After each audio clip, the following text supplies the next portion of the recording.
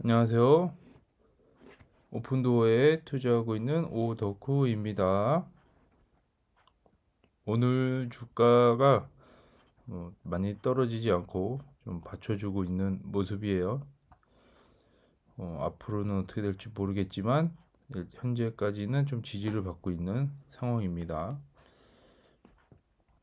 오늘 기사가 한 두 개 정도 올라왔고요. 그거 같이 한번 살펴보도록 할게요. 오늘날 부동산 주가가 하락한 이유에 대해서 어제 얘기인 것 같죠? 어제 좀 폭락했는데 그 이유를 뭐 기사로 나왔어요. 여기 좀 같이 한번 보면은 당분간 높은 금리가 지속될 것으로 보입니다라는 의견이고요. 부동산 주식이 극복할 수 없는 것으로 판명되었습니다라고 나오네요. 네, 오픈도 극복할 수 없다고 얘기가 나오는 것 같은데 그들 중 상당수는 연준이 기준 금리를 인하할 가능성이 점점 줄어들고 있다는 우려로 주가가 눈에 띄게 하락했습니다. 금리 영향이 있는 거죠. 뒤로 미뤄졌는데 거기에 맞춰서 조금 하락했는데요.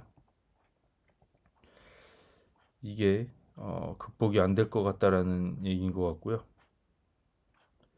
부동산 투자 신탁부터 중개인, 모기지 금융기관에 이르기까지 해당 부분의 주식은 수요일 거래 섹션에서 큰 타격을 입었습니다. 부동산 오픈도어 부동산 주식 말고도 뭐 여러 가지 부동산 관련된 주가 다 떨어졌나 봐요.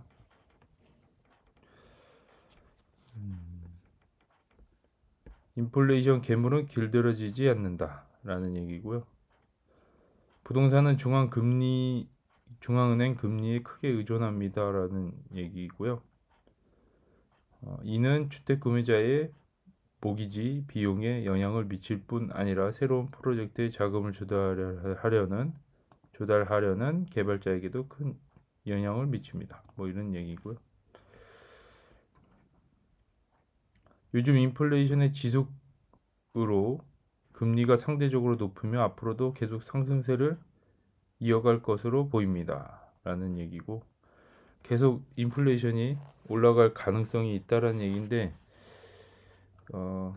이런 예측을 함으로써 오픈도어 주가가 당분간은 상승 기류를 못할 것 같아요. 당분간 횡보 아니면 하락에 좀 모든 분들이 거기 걸고 있는 것 같아요. 그래서 조금 포지션 변경이나 이런 거를 좀 하고 싶은 분들은 해야 되지 않나 라는 생각이고 또 쭉 읽어보면 올해 1년의 금리 인하를 재정하려는 연준의 목표가 훨씬 낮아 보인다는 것입니다. 많은 사람들에게 높은 금리가 계속 유지되는 것처럼 느껴집니다. 그리고 그것은 최선의 시나리오일 수 있습니다. 인플레이션이 한두 달 더 높아진다면 연준이 최근의 금리 인상 습관으로 되돌아가 대출자들에게 더 많은 압박을 가할 가능성이 매우 높습니다. 집을 찾는 사람들, 새 집을 짓고자 하는 개발자, 부동산 임대주에게는 좋은 소식이 아닐 것입니다. 라는 얘기고요. 이런 내용을 토대로 보면 당분간은 좀 힘들 거라는 얘기고요. 여기서 수량을 많이 모으든 아니면 그냥 팔지 않고 갖고 있어도 될 것 같긴 한데 더 떨어질 가능성이 있기 때문에 도망치는 것도 나쁘지 않은 선택일 수 있다 라는 얘기인 것 같아요. 현실적인 부동산에 대한 얘기인데 더 비싼 모기지와 개발 대출에 대한 실질적인 전망에도 불구하고 주택 수요는 여전히 강세를 유지하고 있습니다. 이 비싼 모기지가 있음에도 불구하고 수요가 좀 있다는 얘기죠, 여전히. 그러니까 거래는 계속 이루어지고 있는데 미국 경제는 계속해서 발전하고 있으며 주택 소유자가 되려는 사람들은 여전히 부동산에 대해 매우 좋은 가격을 지불할 의향이 있습니다. 주택 소유자가 되려는 사람들은 집을 갖고 싶은 분들이겠죠. 내 집 마련하고 싶은 분들. 어쨌든 부동산은 우상향하게 돼 있기 때문에 하나 갖고 있는 것도 나쁘지 않죠. 많은 투자자들의 무뚝뚝한 반응처럼 나는 이것이 가정되었다고 생각합니다. 이러한 우려는 현실적이면 아마도 해당 부분이 현재로서는 포트폴리오 구축의 가장 이상적인 부분이 아닐 수도 있습니다. 인기가 없을 수 있으니 담는 거는 생각해봐라는 얘기겠죠. 포트폴리오의 비중을 줄이거나 하라는 얘기고요. 부정적인 기사는 아닌데 현실을 알려주고 있는 내용입니다. 그래서 부동산 자체의 지금 상황이 금리가 미뤄지면서 더 안 좋아졌다라는 얘기로 받아들이면 될 것 같고요. 다음 기사는 이게 한글로 변환이 안 되더라고요. 그래서 일단 제목만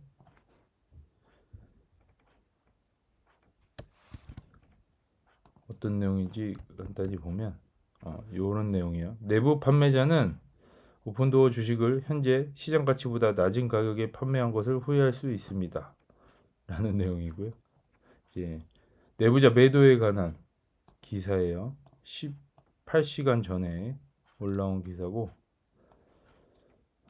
내용을 또 간단히 한번 살펴볼게요.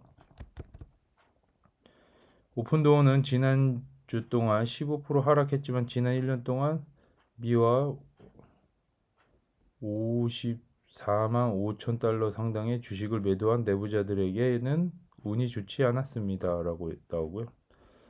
엄청 많이 팔았네요.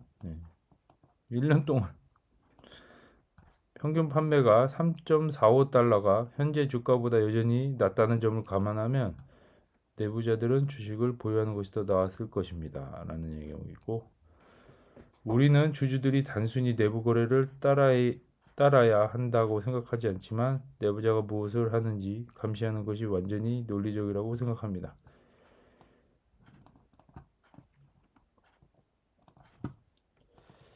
내용이 다른 내용을 또 한번 볼게요.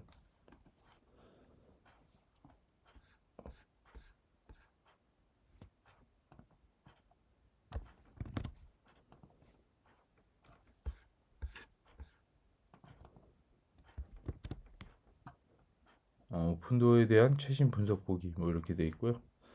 오픈도어의 지난 12개월간 내부자 거래라고 나오고요.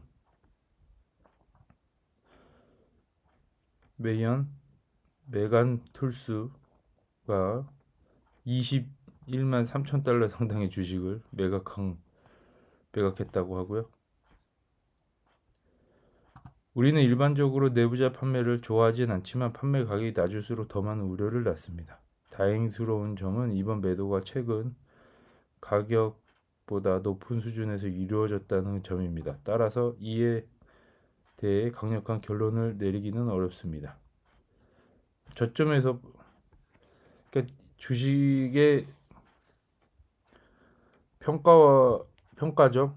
주식이 고평가 저평가를 떠나서 이거 아무 때나 다 파는 거라 거의 예측이 안 되긴 하는데 좀 결론은 싸게 팔았다는 얘기겠죠. 생각보다 원래 고점에서 팔아야 되는데 오픈도어의 내부자는 작년에 주식을 구매하지 않았습니다. 주식을 구매를 한 적이 없는 것 같은데 한번 볼게요. 지난해 내부자 거래를 보여줍니다. 라고 나오고요. 요게 지난해 내부자 거래. 팔기만 했다는 얘기겠죠? 많이도 팔았네요. 이렇게 그래프로 보여주고 있고요. 누가 얼마에 언제 팔았는지 정확히 알고 싶다면 아래 그래프를 클릭하세요 라고 나오고요. 우리는 웬만하면 다 알죠. 다른 것도 복사를 떠서 한번 번역을 해보면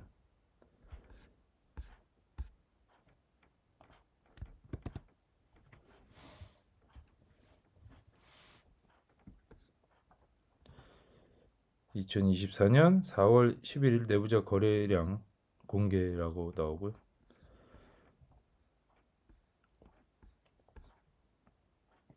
오픈도어 테크놀로지스는 높은 내부자 소유권을 자랑합니다. 제가 저번에 보여드렸지만 5.8% 정도 갖고 있죠. 그래서 다른 기업들보다 확실히 많이 갖고 있어요. 내부자들이. 회사의 리더와 다른 주주 간의 일치 여부를 테스트하는 또 다른 방법은 그들이 소유한 주식 수를 확인하는 것입니다. 우리는 일반적으로 상당히 높은 수준의 내부자 소유권을 보고 싶어 합니다. 5.8%로 나오네요. 내부자는 회사 지분 5.8%를 소유하고 있으며 이는 최근 주가를 기준으로 현재 약 1억 700만 달러의 가치가 있습니다. 1억 700만 달러면은 얼마예요? 한번 얼마인지 볼게요.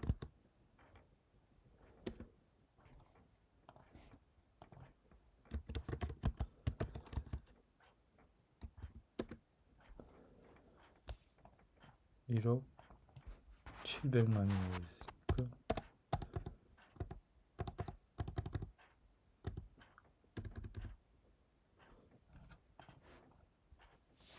하나로 1473억이네요. 많긴 많네요. 네. 나는 이러한 수준의 내부자 소유권을 보고 싶습니다. 왜냐하면 경영진이 주주의 최대 이익을 생각할 가능성이 높아지기 때문입니다. 그쵸, 이게 맞죠. 이거를 많이 갖고 있어야지 어쨌든 이익이 많이 발생될 거 아니야. 부자가 될 거 아니야. 각자 다 갖고 있는 만큼.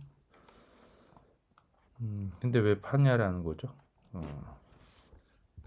그렇다면 오픈도어 내부자 거래는 무엇을 의미합니까? 지난 3개월 동안 내부자 거래가 전혀 없었습니다. 이는 큰 의미가 없습니다. 우리는 오픈도어 내부자 소유권이 높다는 점에 대해 기분이 좋지만 주식 매각에 대해서는 같은 말을 할 수 없습니다. 그렇죠. 기분이 안 좋다는 얘기겠죠.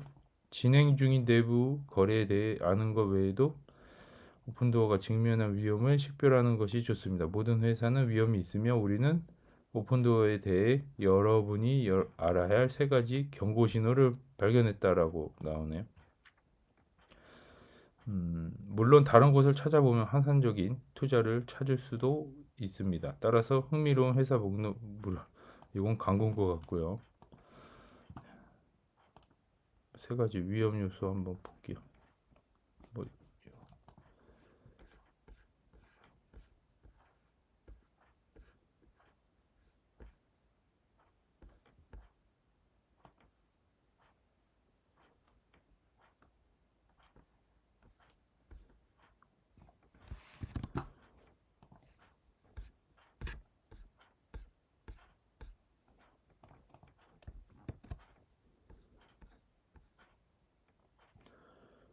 내부자는 자신의 거래를 관련 규제 기관에 보고하는 개인입니다. 현재 우리는 공개시장 거래와 직접 이익을 위한 사적 처분만을 회계 처리하고 파생 거래나 간접 이익은 회계 처리하지 않습니다. 라는 얘기고. 이 세 가지는 다른 클릭을 해봐야 되나 봐요.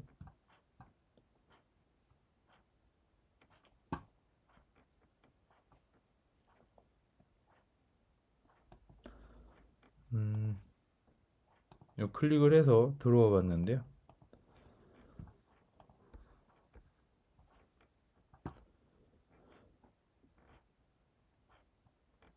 가치에다가 점수를 좀 줬는데 이게 뭔 내용인지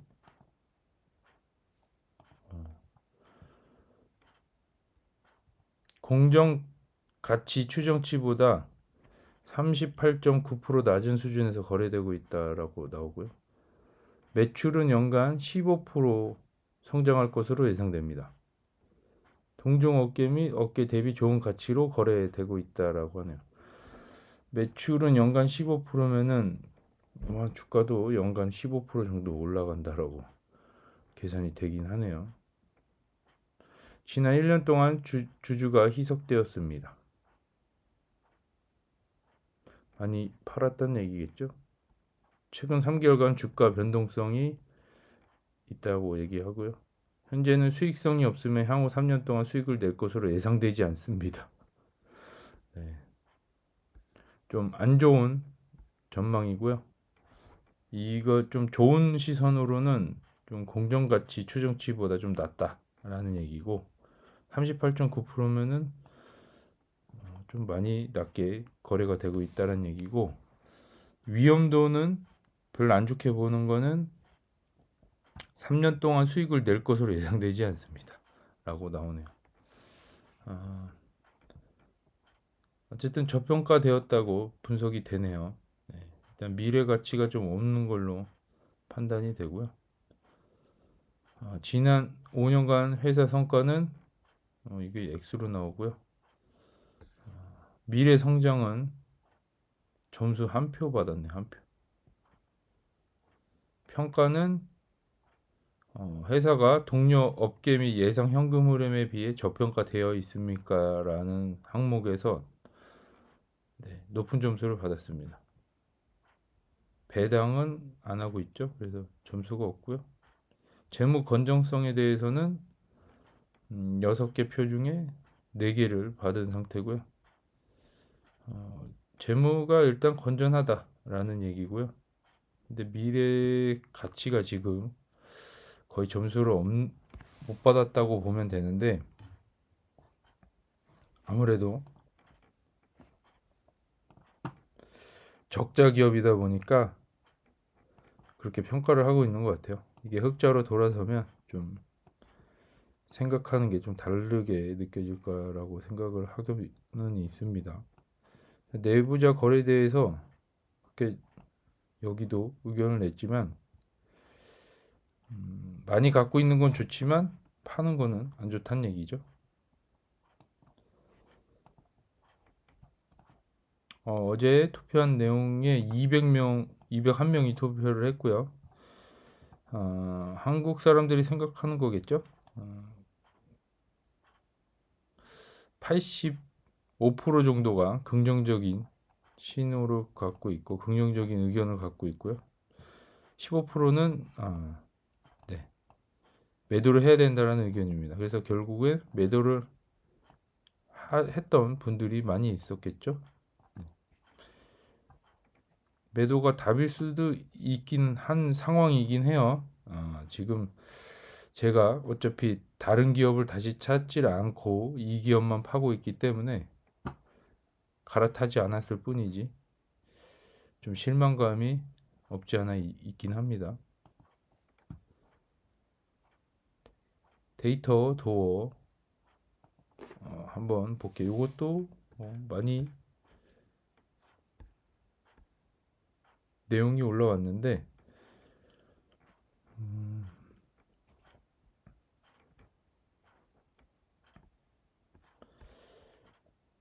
주가는 지난 12개월 동안 34% 상승했습니다.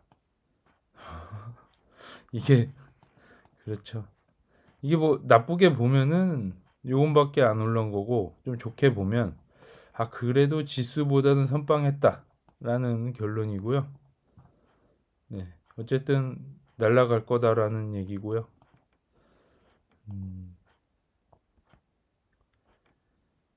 우리는 2.7에서 2.4로 하락했기 때문에 금리 인하 기대치는 3에서 2로 낮아졌습니다.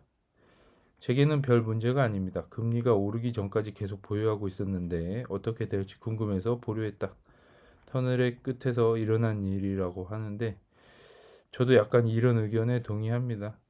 어차피 1년 지났는데 어떻게 될지 궁금하긴 해서 갖고 가야 된다고 생각이 되고 제가 또 이거를 손절하는 순간 또 날아갈 수 있기 때문에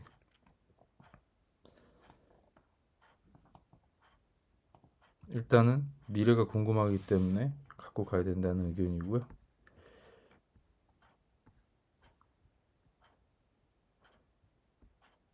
주가는 사업상 실질적인 개선이나 악화 없이 44% 하락했다라는 얘기고요. 정고점이라고 생각하는 것 같은데 이보다 더 나은 가격으로 나가기를 희망하는 나에 비해 시장이나 기관이 매우 효율적이거나 더 합리적이라고 믿을 이유가 무엇입니까? 라는 내용인데 매도를 하겠냐는 얘기인 것 같아요.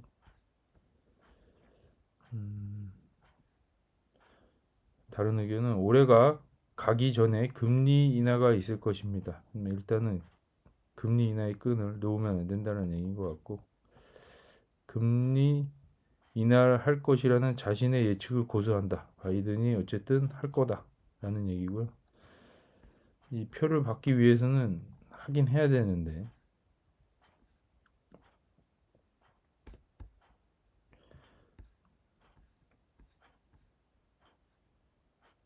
지금으로부터 5년 후에는 누가 팔든 후회할 것입니다.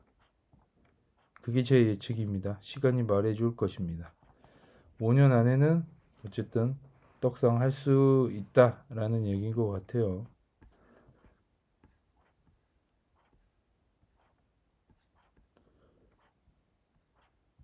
그들은 사업을 확정할 수 있다는 것을 입증했습니다. 우리는 2022년에 200억 달러의 매출 실행률에 가까워지고 있었습니다. 그렇죠. 나에게 그들은 안전하게 플레이하고 이 매크로에서 벗어나기만 하면 됩니다.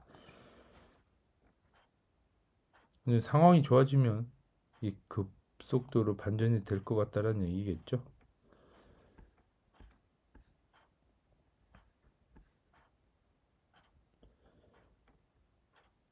여기서 증거가 어딨냐? 그렇게 될 만한 증거를 기다리고 있다라는 얘기고 증거는 2022년이라고 하고요. 그들은 첫 번째 수익 분기도 기록을 했다라고 하고 사업도 이 거시적인 방식으로 작동을 한다.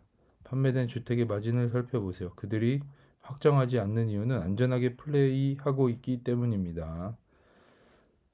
맞는 의견이죠. 만약 그들이 지난 1년 동안 더 많은 주택을 구입하고 더 위험하게 행동했다면 아마도 그 이상은 아니더라도 이미 100억 달러의 수익을 올렸을 것이며 심지어 수익성도 있었을 것입니다. 좀 더 공격적으로 했다 그러면 이미 손익분기점을 넘어설 수도 있다라고 생각은 됩니다. 그렇게 안 하고 있는 것 뿐이고 속도를 좀 늦추고 좀 더 안정성 있게 보수적으로 가는 것 같고요. 돌이켜보면 지난 1년 동안 많은 집을 구입한 것이 좋은 선택이었겠지만 더 안전한 접근 방식은 마음에 들지 않습니다. 라는 얘기고요. 너무 보수적이라 좀 불만이다. 라는 얘기예요. 지금 어쨌든 이 생각보다 이 거시적인 이 분위기가 엄청 쫄고 있게 만드는 거죠. 오픈도어를. 한 번에 훅 갈 수 있기 때문에. 이러다가 침체 오면은 더 안 좋아지는 상황이 올 수도 있어서 좀 보수적으로 접근할 수밖에 없는 이게 기업 하나가 날아갈 수 있는 큰 위기이기 때문에 좀 조급해 하면은 안 될 것 같긴 하고요. 이 속도를 좀 천천히 가도 나쁘진 않다고 봅니다. 너무 급하게 공격적으로 하면은 한순간에 나락이 갈 수가 있어요. 이 모기지금리가 너무 높다 보니까 부동산 거래량은 하늘을 찌를 정도로 높았고 가격도 하늘을 찌를 정도로 높았다. 이 당시에는 가격이 그렇죠. 높았죠. 다시 그대로 돌아가기만을 원하는 건데도 잘 쉽지가 않은 상태예요. 그 주가로 다시.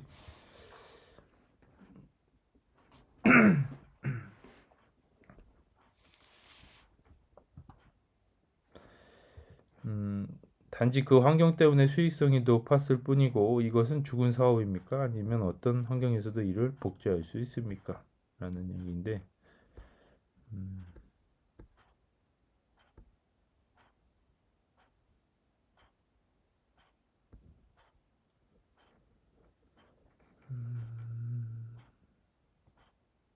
이분은 분명히 2025년 목표를 달성할 필요는 없지만 어쨌든 여전히 생각할 필요도 없는 세대별 투자입니다. 왜냐하면 신념이 저를 신뢰하기 때문입니다.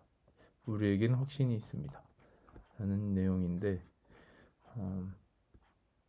세대별 투자 이거는 요즘 기존 세대에서는 장사가 안 된다는 얘기인 것 같기도 하고요. 좀 새로운 온라인에 좀 익숙한 사람들이 주택을 구매할 나이가 왔을 때 그때 포텐이 터지지 않을까 생각은 하고 있습니다. MLS에 주택을 등록하고 가격 요구를 극복하면 오픈도어 사업은 주택을 판매하기 더 어렵지만 사업 규모를 확장하고 수익성에 도달할 때 가장 잘 작동합니다. 일단은 규모를 좀 더 키워야지 수익성에 도달할 확률이 높다라는 얘기인 것 같고 지금 뭐 솔직히 오픈도어가 좀 싸게 매입을 하고 있기 때문에 요 반발이 좀 심하죠. 보통 사람들은 좀 너무 저렴하게 사오다 보니까 거래가 잘 이루어지지 않는. 이제 이게 어쨌든 모기지 금리가 좀 낮아져야지 시세 비슷하게 좀 그래도 매입을 해서 조금 더 마진 붙이고 팔 수가 있는 상태인데 그게 지금 잘 작동을 안 하고 있는 상태죠.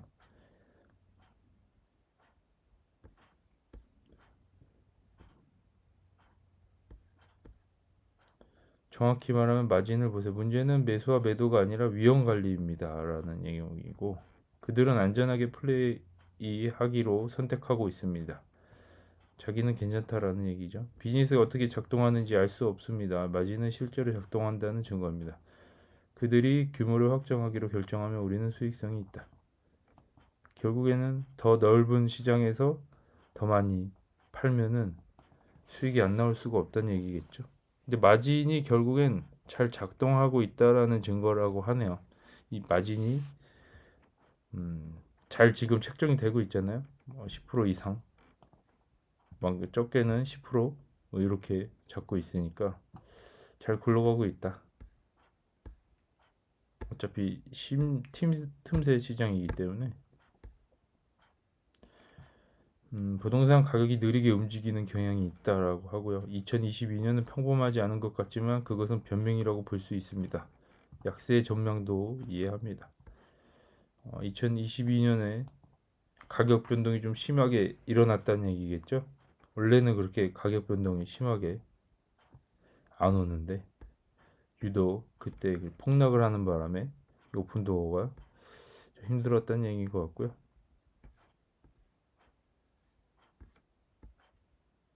오픈도어는 2013년에 테슬라와 비슷합니다. 라고 나오네요. 작지만 무시할 수 없는 기회지만 만약 그렇다면 보상은 엄청납니다. 이는 모든 공개 주식 보유자가 받아들여야 하는 위험 보상입니다. 보장된 것을 원한다면 마이크로소프트나 스파이를 구입하세요. 라고 하네요. 나는 그들이 집을 더 많이 샀다면 더 수익성이 있을 거라고 생각하지만 주택 가격이 7% 모기지 금리 환경에서 그렇게 잘 유지될 거라고 생각한 사람은 거의 없습니다. 라고 하네요.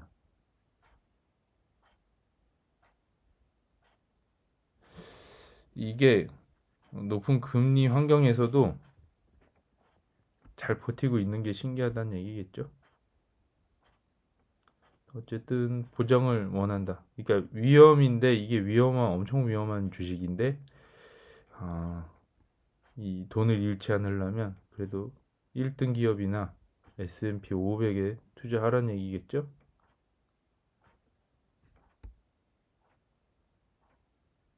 사업은 거시적인 입장을 취해서는 안 된다. 그래야 한다면 비즈니스 모델은 의미가 없다라는 의견이고, 그쵸. 거시적인 환경을 너무 탓하면 안 되겠죠. 비즈니스 모델 자체는 그거를 극복하고 이게 작동이 돼야 되기 때문에 하지만 현실은 거시적 요소가 비즈니스에 큰 영향을 미친다는 것입니다. 아마 항상 그럴 것이다. 그렇죠. 비즈니스 모델의 영향을 받으면 안 되지만 현실은 그렇지 않다는 얘기겠죠.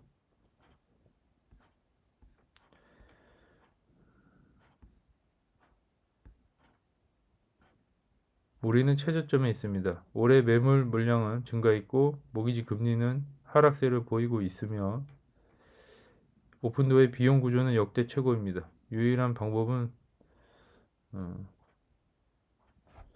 요거 해석이 좀 잘못됐네. 이 보면은 어쨌든 비용 구조, 이 나가는 지출을 최대로 줄이고 있다는 얘기죠. 엄청나게 줄이고 있고 일단 모기지 금리가 어쨌든 하락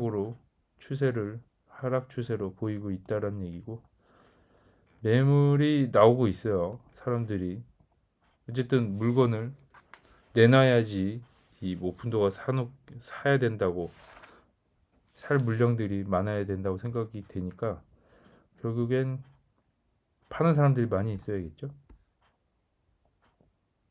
너무 이게 매물이 막 쏟아지면은 오픈도는 줍줍하면 되겠죠. 여기도 마찬가지로 그런 분위기가 오기까지 기다리는 게 힘든 거예요 지금. 왜냐하면 매물이 많아지면 가격이 낮아질 거 아니에요. 그러면 오픈도어가 그거를 싸게 더 매입을 하는 거죠. 이게 주식하고 똑같은 원리인데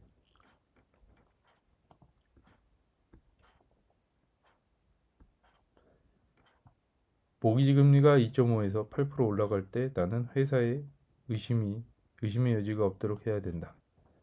매크로의 영향을 받지 않는 회사가 어디 있냐?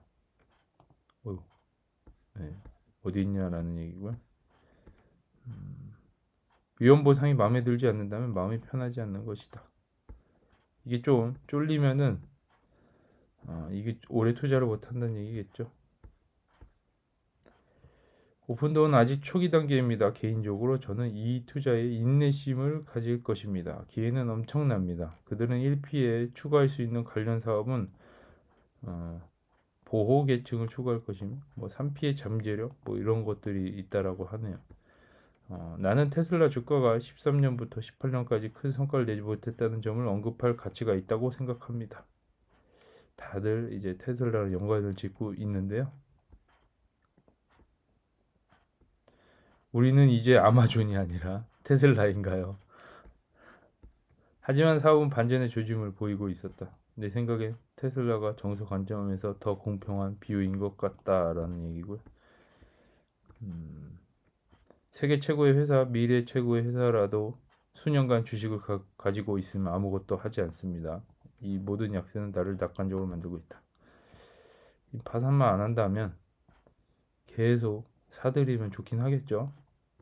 지금 이 가격에.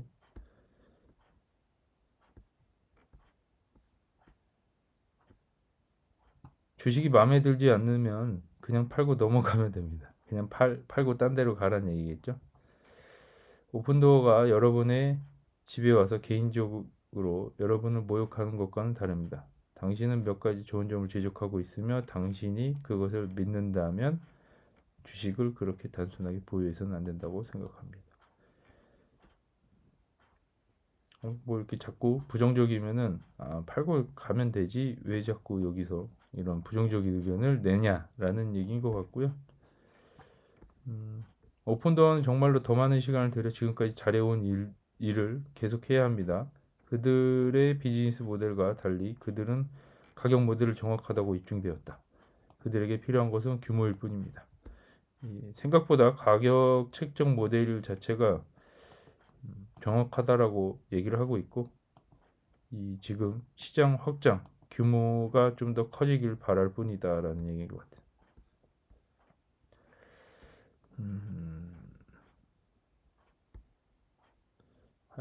계속해서 상승한다면 어떨까요? 그 이후에 두 배, 세 배 늘어나면 어떻게 되나요? 포모를 느낄 수 있나요? 그거 정말 기분 나쁜데 난 거기 있었어. 다른 거에 포모를 한번 느꼈었나 봐요. 지금 우리도 다른 주식 날아가고 있는 거예요 지금.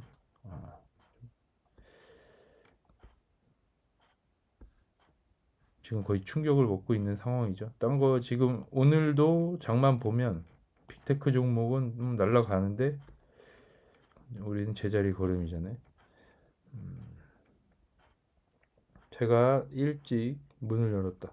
오픈도어에 투자를 했다는 얘기죠.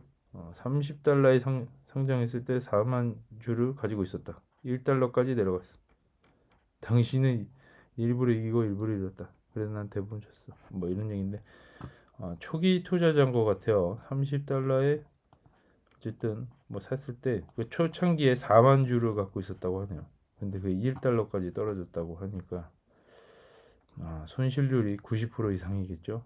물을 안 탔다고 하면 대단한 분이네.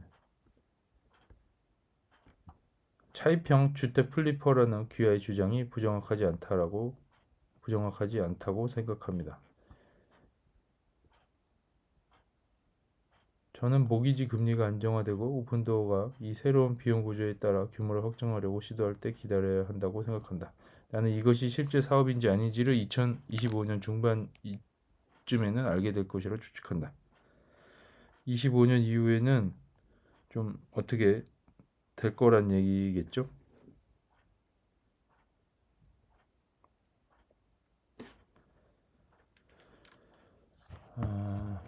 저도 한 내년 중반 그쯤에 뭐 주가 변동이 좀 심할 거라고 생각이 되고 어쨌든 손익분기점을 찍고 나서부터가 문제인 것 같죠. 한번 2분기 연속, 뭐 3분기 연속 뭐 흑자다라고 하면 시선이 좀 다르게 볼 것 같고 지금 현재로서는 조금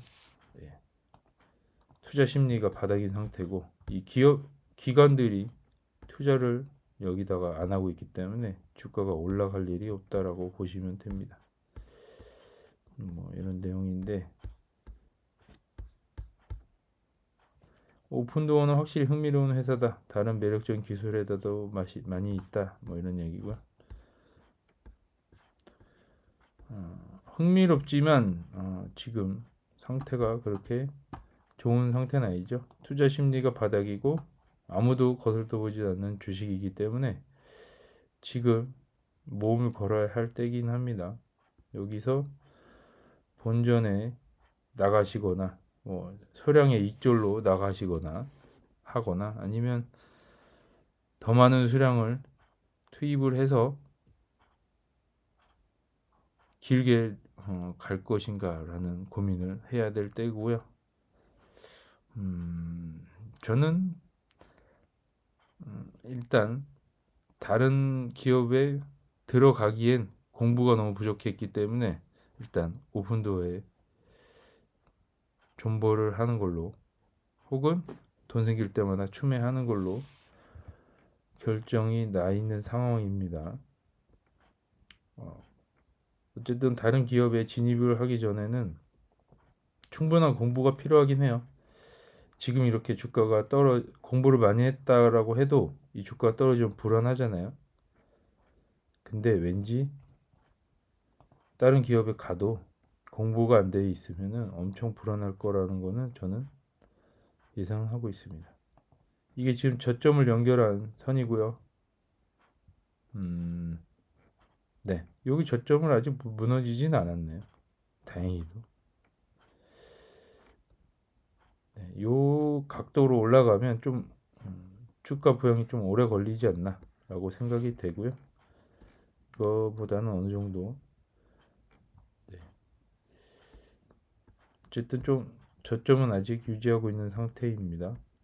오늘 어떻게 또 주가가 변화가 있을지 모르겠는데 좀 저렴할 때 긍정적으로 보시는 분들은 3,000원짜리 주식이니까 사는 걸 추천드리고요. 또 내일 다른 소식으로 찾아뵙도록 하겠습니다. 감사합니다.